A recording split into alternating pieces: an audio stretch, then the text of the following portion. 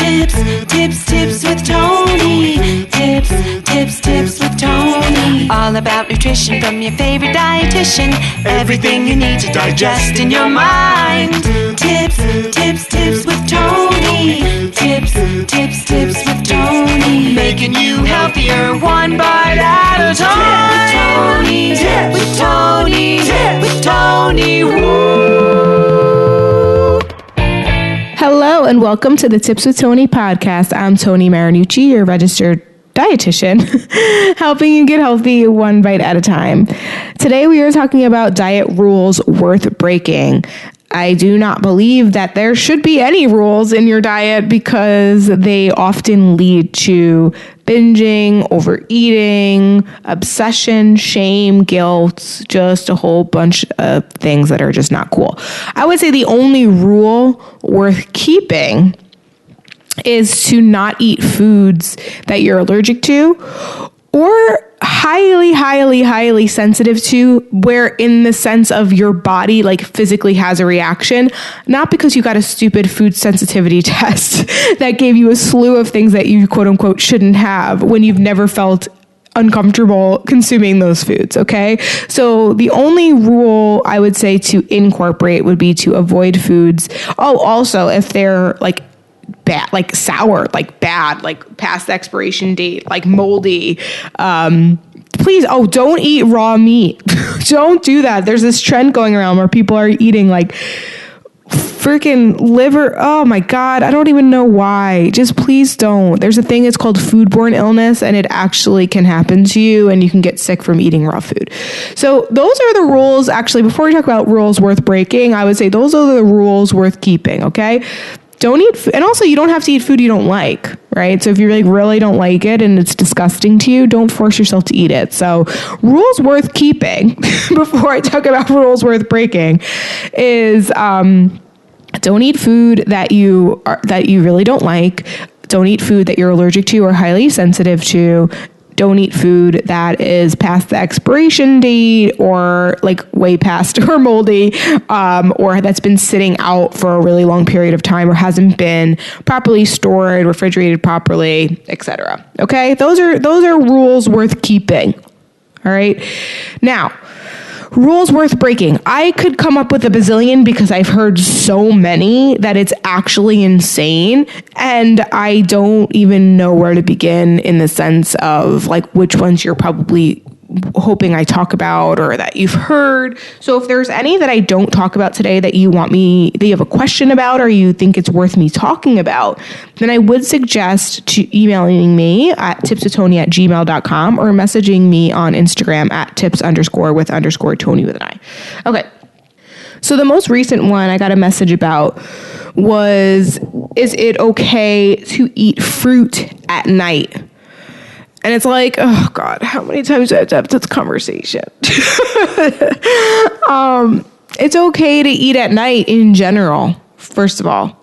Okay, it's okay to eat at night in general. It's also okay to eat fruit in general. It's also okay to eat fruit at night. So I asked kind of her reasoning of what she's heard. She said because of the sugar, it might keep you up. So yeah, I mean, realistically, any calorie or, unit of energy or carbohydrate or anything, any type of food consumed has energy and it has the potential of keeping you awake. That's the purpose of food, is to give you energy.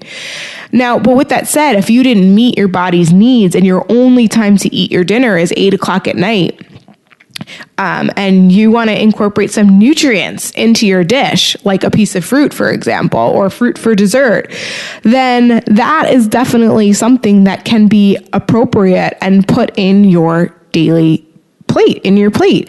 So just because not eating a meal and not having that food at night could potentially lead to overeating, binge eating, just not getting enough nutrients, not getting enough fiber, not getting your body's needs because you weren't able to eat. Say maybe that's your third meal of the day. And the reason why most registered dietitians, including myself, recommend 3 balanced meals a day is because it's a lot easier to hit your macronutrient needs and your micronutrient needs when you do that while also honoring your hunger. So I know there are some people that believe in like one big meal a day.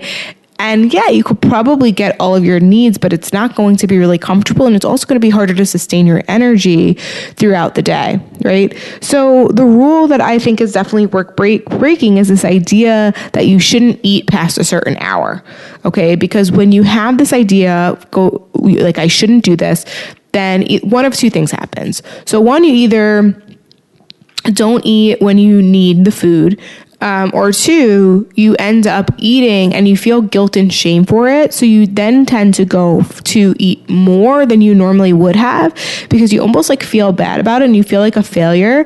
And now you have to kind of start over again tomorrow.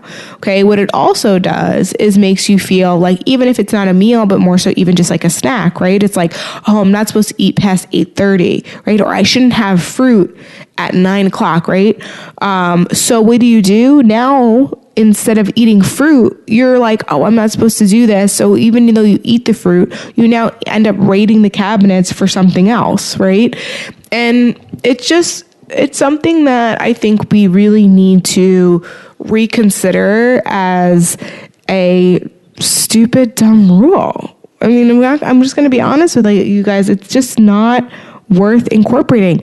If you notice that at that time you're genuinely not hungry, if you realize that maybe you really are just tired and what you need is sleep, if you realize like it's just a habit, then yeah, okay, let's work on it. Let's work on that nighttime snacking. Let's work on that nighttime eating. Let's work on this idea that maybe you're eating at that time because you're not eating enough during the day. But this idea of like, especially if you're on this like a fat loss journey or a weight loss journey, that you're not allowed to eat because somehow if you eat later at night, it's going to get stored as fat differently or get stored as fat more so. That's a lie. If it's extra calories than your body needs, then yeah, it will. But if you need, say, 1,700 calories to lose weight on a daily basis, and as you guys know, everyone's body is different, so please don't take that number to heart. So say you need 1,700, your goal is 1,700 calories a day to help you to lose weight, and you eat 1,700 calories at dinner and you don't eat the rest during the day. The next morning, very tired. The next morning, you'll probably wake up and you might even gain a little bit of weight on the scale, but it's not real weight. It's more so just, your body hasn't digested it yet. But in time, if you consistently eat that, whether you decide to eat 1,700 calories in the morning or 1,700 calories at night or 1,700 calories spaced throughout the day, if you did that every single day consistently and it was the calorie needs that you needed to keep you in a calorie deficit, then you would lose weight, right? So it's not about the timing of meals that actually matters. What we're looking at, though, is how it affects your sleep. For some people, it makes them have like crazy weird dreams at night. Okay, so let's think about not eating too close to bedtime if if the carbohydrates stimulate your brain and now you have a more active brain at nighttime. Okay. So then we think about that. But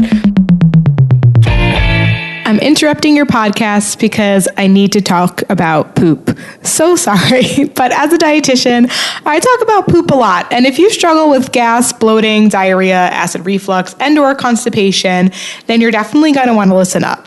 Gut Personal is the first line of personalized gut supplements, allowing you to create a customized protocol to address your symptoms, support your healing, and optimize your gut health.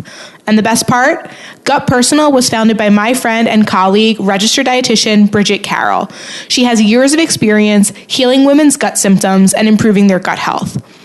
Also, bonus about Gut Personal, it's 100% female founded, funded, and staffed. Women empowerment for the win. All of the products are FDA tested and approved. So if you've been experiencing gas, bloating, diarrhea, acid reflux, and/or constipation, or even if you just want to take some preventative supplements to keep your gut strong and healthy, then I highly recommend starting your gut healing journey by taking their quiz at gutpersonal.com. This quiz was created to better understand your gut health symptoms so that you can get emailed product recommendations to support your healing and optimizing your gut health. Click the link in my show notes or go directly to gutpersonal.com to take the quiz and make sure to use Tips with Tony 10 at checkout to get 10% off your order.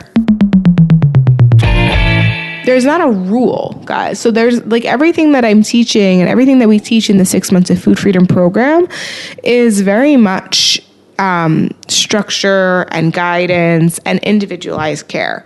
So for some people, that's literally like the time that they can eat. We had one client who just graduated. You probably heard from her a couple of months ago. And her work schedule was insane. It was like up at 5, sleep at 11 at night. You know, like a full day. She was working 2 jobs. She worked at a restaurant or like a catering service in the evening. So very often, like that's the time that she would get to eat, would be like at like 8, 9, sometimes even 10 o'clock at night. And for so long, she kind of struggled with this idea of, is it okay for me to eat that late? And we're like, yeah, of course it's okay. And because she had the permission to eat when she could or when she wanted to, it all balanced out. And it all worked in her favor, right? So and also too, you have to remember, guys, there's some people that work overnights. We have a lot of nurses that are in the 6 months of food freedom program, and they have the night shift. And that's often when they eat because they need the energy to get them to do what do what they got to do. So this idea that they would automatically feel like a failure for eating when they're in waking hours for them, it's crazy. It's absolutely crazy. So this idea that you have to eat at a certain time or you can't eat after 8 o'clock, and then in addition to that, not being able to eat fruit at a certain hour or carbohydrates at a certain hour, we have to let go of this, because if you think you're not allowed to do it, you're going to want to do it more and you're going to overdo it. And a lot of these rules, quote unquote, that have been put out there are also just not even true. So like for some, there's actually an argument, especially if you're like a morning workout person, and especially if you don't work out on a fed stomach, although we would recommend eating on a fed state. But say you wake up and the first thing you do is work out. Then eating carbohydrates at nighttime is actually going to be really great for you, because your body is going to store it as glycogen. And then when you work out in the morning, it's going to use that, because normally if you ate like a banana right before a workout, it would use the banana to help fuel your workout. But if you're not eating anything, then it's going to take from what it had the night before. Not like 100%, like it's not like takes this and takes it out, but basically that's how the body works.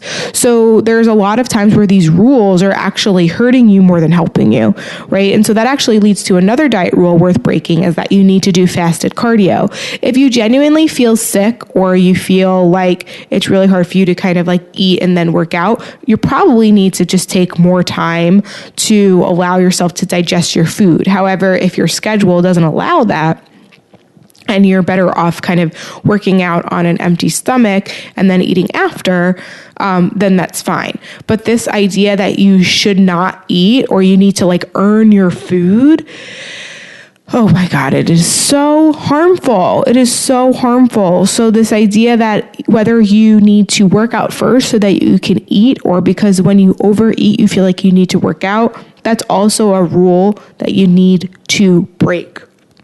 You do not have to earn your food or work for your food. Your body needs food every single day, whether you work out or not. Okay, so this idea that you can only eat when you have a hard workout session, or you can only eat carbohydrates when you work out, that is also a rule that has to go. I have somebody fairly close to me who was trying to justify out loud why she was allowed to put rice on her plate because she had worked out today. And I explained to her that whether you worked out or not, you can still put rice on your plate, okay? Because you need it. You need the carbohydrates. Carbohydrates give us energy. They also have other nutrients inside of them, like the micronutrients that our body needs, okay?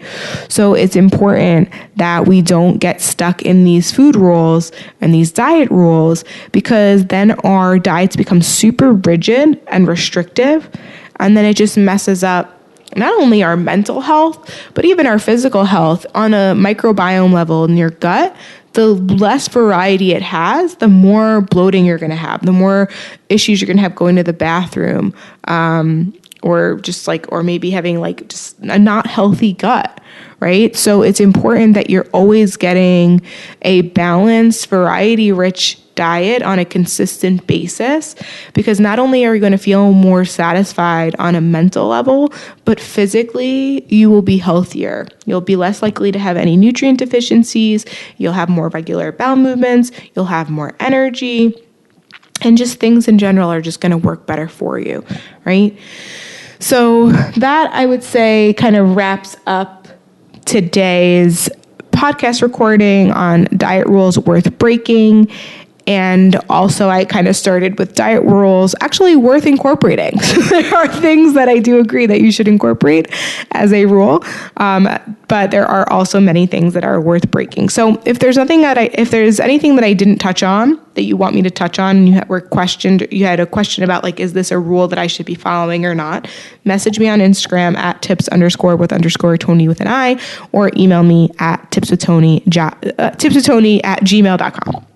All right, guys, that is it for me today. Thank you so much for listening. As always, I'm Tony Marinucci, your registered dietitian, helping you get healthy one bite at a time.